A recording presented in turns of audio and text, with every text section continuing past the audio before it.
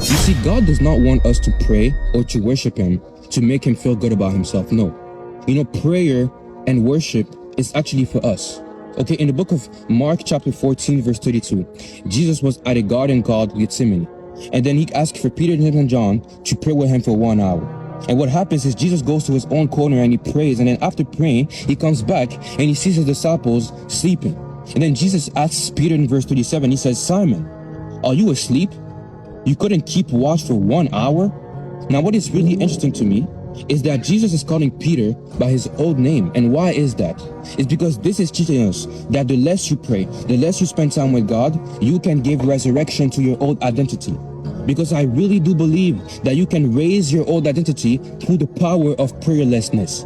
You see, God does not want us to pray and to worship him to make him feel good about himself. No.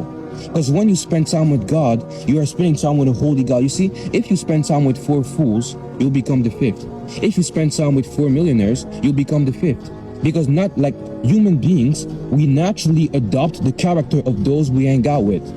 In the same way, if you spend time with God, you will eventually become like him.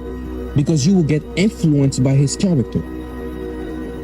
But when you don't pray, when you don't spend time with God, I can even testify, bro. When I don't pray, when I don't read my Bible, it's always in those times that I get tempted the most. It's always in those times that I fall in sin. Because God does not want us to spend time with him to make him feel good about himself. No, it's actually for you. When you spend time with God, bro, you're getting influenced by his presence. Jesus says, come to me and I will give you rest. Jesus says, the Father prunes those who bear fruit.